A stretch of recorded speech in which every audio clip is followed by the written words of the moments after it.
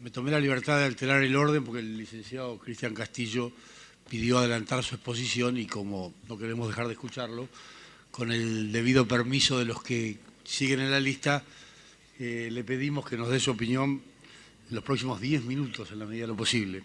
¿Cómo no?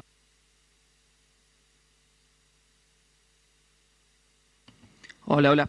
Bueno, sí, vamos estrictamente. Agradezco al presidente de la comisión y a los expositores poder intervenir. No me voy a centrar en los puntos más generales del régimen de primarias que hemos criticado habitualmente desde la izquierda, como es el aspecto de la intromisión en la vida interna de los partidos políticos y el 1,5% del piso que establece las primarias, sino referirme en dos niveles. Primero, a por qué consideramos que esta reforma propuesta vuelve más antidemocrático aún el sistema, y segundo, mencionar brevemente algunos aspectos de proyectos que hemos presentado sobre reforma del sistema electoral desde el PTC y el Frente de Izquierda. Primero, el primer aspecto que hay que señalar es que los pisos generales no se tocan en la reforma. O sea, hay un piso que introdujo las PASO del 1,5, que es filtro para poder estar en la elección general. Pero hay otro piso que viene de la época de Viñone, que es el que tiene que ver con el reparto de cargos, que establece el 3% del padrón para poder entrar en la asignación de cargos. Y es verdaderamente inadmisible, después de 30 y pico de años pasados desde que la dictadura dejó la herencia del piso para que no puedan entrar todos los electos en el sistema DONT, que este piso del 3% en el padrón se mantenga. Esto en el 2011, por ejemplo, impidió la elección de un diputado del Frente de Izquierda que por el sistema DONT estaba en puesto 24 sobre 35. Es decir, que 11 diputados entraron antes, teniendo menos votos que el diputado del Frente de Izquierda que no pudo asumir. Este piso se usa también, por ejemplo, en la legislatura de Santa Fe, donde diputados que entraban por el sistema DONT no han entrado. Y en el caso de Jujuy se amplía al 5% del padrón.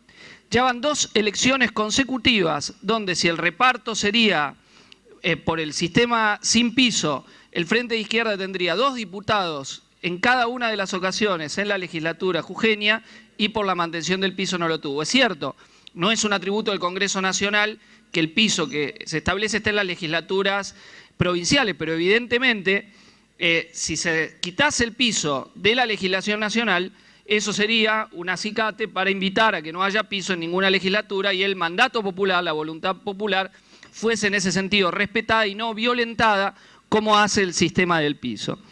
El segundo aspecto que quería señalar, muy relevante, es que el sistema modifica las 2 instancias electorales, la instancia de las primarias y la instancia de la elección general. En la instancia de las primarias, la modificación más sustantiva que hay es una modificación que tiende a verticalizar la elección que se realiza por dos motivos y a confundir y desinformar al electorado.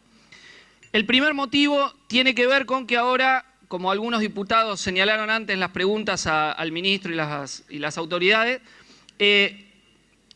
va a haber que optar obligatoriamente por una agrupación política, es decir, sin poder hacer el corte de boleta en las PASO.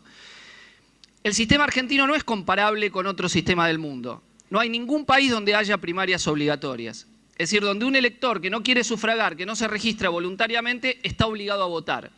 Por ende, las elecciones, las PASO, han cumplido y vienen cumpliendo una doble función, que es la selección donde hay competencia interna y además, de hecho, operan con un posicionamiento frente a la elección general. Esa es la realidad de lo que ha acontecido. Es decir, quien saca una votación en las PASO, de algún modo, la elección posterior está inducida por la votación en las PASO. Con el hecho de poder optar solamente por una agrupación política, en primer lugar, se obliga a los electores que no tienen afiliación partidaria ni deseo de votar explícitamente por una agrupación política a hacerlo, lo cual es verdaderamente inaudito. Es decir, alguien que no está afiliado a un partido político, que no tiene apoyo a ese partido político, simplemente va a votar obligado a votar, porque si no, no está cumpliendo con un deber, con una obligación, que es y un derecho a la vez, que es el derecho al voto, y se le obliga a tener que votar por una sola fuerza política. Es decir, que si quiere votar por un diputado al que le beneficia de un partido, al presidente de otro, al senador de otro, no puede hacerlo. Tenemos además el caso particular de las fuerzas políticas que solo presentan candidatos en una categoría. Y es evidente que quien presenta en alguna de las categorías y no hay opción a votar en la otra, se ven automáticamente perjudicadas por el mismo sistema de votación. Entonces, querer incluir la obligatoriedad del voto en las PASO para una sola fuerza política, de hecho verticaliza quien en elecciones ejecutivas tiene las candidaturas más que las encuestas dan desde el vamos como más potencialmente fuerte y disminuye la posibilidad de las otras fuerzas políticas. Y esto no es solo por el problema del piso, es también por el posicionamiento frente a la elección general, que es en lo que ha resultado la propia elección de las PASO. Y tenemos que agregar algo más, porque en este caso la votación por agrupación política viene de la mano de un sistema que se plantea donde la relación entre candidato y fuerza política no se ve desde el vamos. Es decir, yo voy a decidir votar primero una fuerza política de la cual los candidatos de esa fuerza política me van a aparecer después. O sea, y donde induce evidentemente a la confusión y la desinformación del elector, donde la información que el elector tiene es menor que la que tiene hoy en la boleta. El elector hoy en la boleta tiene el nombre del partido o de la coalición política, el número del partido y de la coalición política y la totalidad de los candidatos que van a ser parte de esa fuerza política. Ahora el elector, al revés de esto, que digamos el elector puede votar porque le gusta el candidato, porque le gusta el partido, por lo que sea, pero tiene esas opciones para orientarse y tiene toda la información ahí. En el sistema actual lo primero que aparecería sería los partidos para votar en las PASO. Supongamos que un partido hace una coalición, como viene ocurriendo, la mayoría de quienes se han presentado, nos hemos presentado, han sido coaliciones. En el caso del Frente de Izquierda que está, nos hemos presentado como Frente de Izquierda, pero muchas son coaliciones de una elección. Entonces lo que le va a aparecer en las PASO es el nombre de la coalición, nada más, es la única información que va a tener el elector. Si en esa coalición está el candidato que él quiere, no sabe. Va a tener que optar primero y después recién ahí le va a aparecer el candidato para una opción, para otra opción, para otra opción. O sea que la información con la que cuenta el elector es una información mínima, que si ustedes ven lo mismo que han afirmado otros que han hablado, de que de determinado partido se pasa a un sistema donde las coaliciones son los que han predominado, está inducido claramente el error, salvo en los casos de coaliciones permanentes o que por tener el poder del Estado están más presentes en los medios de comunicación y en la propia posibilidad de la difusión de que estoy votando uno para después que el candidato efectivamente esté ahí. Entonces, insisto, introduce un doble problema por la obligatoriedad que establece el sistema. Y esto, ¿qué sentido tiene esto? Que si no, no entran en la pantalla. Es decir, la justificación, en parte para esto, aunque en los fundamentos del proyecto está, que es para fortalecer los partidos políticos, el problema es que el sistema de PASO, tal como está, en una pantalla informática, es muy difícil que entre, al menos de esta manera. Entonces, por un problema de las máquinas a las que se quiere licitar, se toma una opción que confunde enormemente al electorado y perjudica a muchas de las fuerzas políticas que van a estar en la contienda. Insisto, las que en la previa no tienen la mayor intención de voto en los cargos ejecutivos, las fuerzas políticas que vayan con lo que se llama habitualmente boleta corta. Quiero señalar una cuestión más que es importante. La reforma habla de las colectoras, pero el gran problema de las colectoras está en las listas provinciales.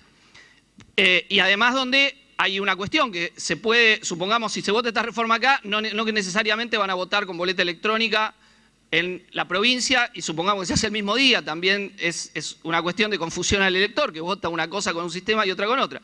Pero obviemos eso. En la provincia de Jujuy, por ejemplo, en la primera elección, las PASO primera, el Frente de Izquierda tenía una boleta de 10. En la elección general, donde se agregaba la elección provincial con colectoras, tenía una de 40 o una de 50. En la provincia de Tucumán, bueno, no hace falta hablar, ha sido generalizado la visión de lo que el sistema de colectores tiene. Santa Cruz, otra provincia, etcétera, etcétera. O sea que para las fuerzas políticas que creemos que esto es, para citar a quien hablaba antes, una forma de deshonestidad electoral y no la practicamos, y en todos los casos hemos ido con la lista del Frente de Izquierda y si fuesen las PASO, la opción dentro de las PASO, pero no recurriendo a un sistema que consideramos fraudulento, es evidente que el sistema no lo evade, no elimina lo central, que es la relación con las colectoras provinciales. Bueno, dos cuestiones para mantenerme en el tiempo respecto de los proyectos que hemos presentado. El primero alude a adecuar la representación de la Cámara de Diputados a lo que dice el censo. Hoy la subrepresentación es la siguiente. Si lo adecuamos, tal como dice la Constitución, al censo del 2010, la provincia de Buenos Aires en vez de 70 debería contar con 100 diputados. La Ciudad Autónoma de Buenos Aires se mantendría en el nivel que tiene ahora, no casualmente es la más beneficiada en la representación. Córdoba de 19 a 24, Santa Fe de 18 a 23, Mendoza de 10 a 14, Tucumán de 10 a 12. Es decir, muchas de las concentraciones urbanas más grandes, donde está el centro de la clase trabajadora en nuestro país, sin esto disminuir la representación que actualmente tienen las provincias más chicas, pone en realidad una representación que está hoy subvaluada dentro de la Cámara de Diputados. O sea, hay una parte de la población que por la no actualización de acuerdo al censo se ve perjudicada en cuanto a la cantidad de representantes y de diputados tiene. El segundo aspecto que quería mencionar era nuestro apoyo a la ley de cupo 50% femenino, desde ya que nos parece que es un punto muy importante que hay que tener en cuenta. El tercer punto es el derecho al voto para los inmigrantes que tienen residencia en la Argentina, punto que el gobierno anterior había amenazado con plantear y llevar adelante en forma parcial, y nosotros creemos que debe ser un derecho adquirido por parte de quienes trabajan todos los días en la Argentina, pero no tienen el derecho a ejercer el sufragio por aún no tener la ciudadanía. Y el último punto del financiamiento, no lo voy a desarrollar, pero es evidente que todo el sistema de financiamiento, tal como está, y en esto advierto, porque ha habido ya opiniones públicas del actual gobierno de que el sistema de financiamiento tiene que ser cambiado, pero en el sentido de permitir una mayor injerencia directa de las empresas privadas en el sistema de financiamiento político. Y esto hoy viene siendo burlado por vía de testaferros en numerosas organizaciones que ponen a gerentes de empresas directamente como aportantes. Entonces, ya el sistema es muy antidemocrático para las distintas fuerzas políticas.